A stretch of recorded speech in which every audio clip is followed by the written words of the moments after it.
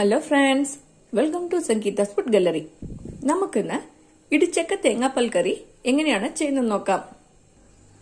ഇത് ചെയ്യാനായിട്ട് ഞാൻ ചെറിയ സൈസ് ഇടിച്ചക്കയാണ് എടുത്തിട്ടുള്ളത്. അതിനെ ചെറിയ കഷ്ണങ്ങളാക്കിയിട്ട് കട്ട് ചെയ്തിട്ട് ഒരു കടായിലേക്ക് ചേർത്ത് കൊടുത്തിട്ടുണ്ട്.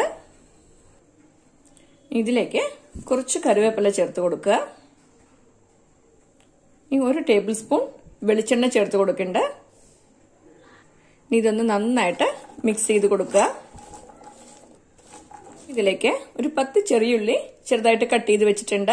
ഇത് ചേർത്ത് കൊടുക്കാം. ഈ ഒരു ചെറിയ പീസ് ഇഞ്ചി കട്ട് ചെയ്ത് വെച്ചിട്ടുണ്ട്. ഇത് ചേർത്ത് കൊടുക്കാം. ഇതിലേക്ക് 2 പച്ചമുളക് കീറിയത് കൂടെ ചേർത്ത് കൊടുക്കണ്ട. ഒരു മീഡിയം സൈസ് തക്കാളി കട്ട് ചെയ്തത് ചേർത്ത് കൊടുക്കാം. ഇതിലേക്ക് ആവശ്യത്തിന് മുളക് പൊടി ചേർത്ത് കൊടുക്കാം. 1.5 ടീസ്പൂൺ മുളക് പൊടി ചേർത്ത് കൊടുക്കണ്ട. ആവശ്യത്തിന് ഉപ്പ് ചേർത്ത് കൊടുക്കുക. ഇതെല്ലാം കൂടിയിട്ട് നന്നായിട്ട് മിക്സ് ചെയ്ത് കൊടുക്കണം. കൈ വെച്ച് തന്നെ മിക്സ് ചെയ്യണം കേട്ടോ. അപ്പോഴേ എല്ലാ ഭാഗവും നന്നായിട്ട് മിക്സ് ആയി കിട്ടുള്ളൂ.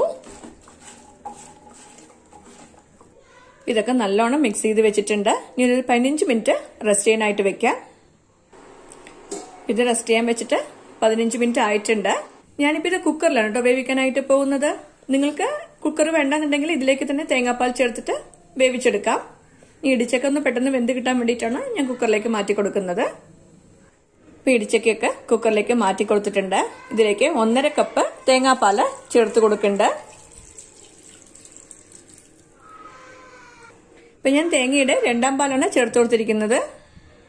ഇനി കുക്കർ അടച്ചു വെച്ചിട്ട് 2 വിസിൽ വെച്ച് നമുക്കിതിനെ വേവിച്ചെടുക്കാം. ഇപ്പൊ കണ്ടില്ലേ, ഇടിച്ചക്ക 2 വിസിൽ വെച്ച് വേവിച്ച് വെച്ചിട്ടുണ്ട്.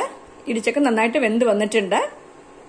ഈ വേവിച്ച ഇടിച്ചക്കയെ ഞാൻ വീണ്ടും കടായിലേക്ക് തന്നെ മാറ്റി കൊടുത്തിട്ടുണ്ട്. തീ ഓൺ ചെയ്ത് കൊടുത്തിട്ടുണ്ട്. നന്നായിട്ടൊന്ന് മിക്സ് ചെയ്ത് കൊടുക്കുക.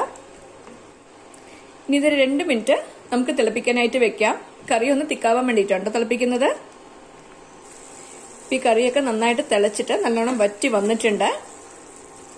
ഇനി ഇതിലേക്ക് ഒരു 3/4 കപ്പ് നല്ല കട്ടിയുള്ള 1ാം പാല് ചേർത്ത് കൊടുക്കണ്ട.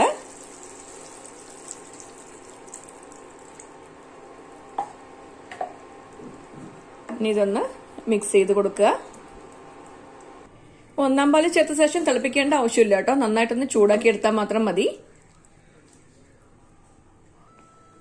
ഈ കറി നന്നായിട്ട് ചൂടായിട്ടുണ്ട്.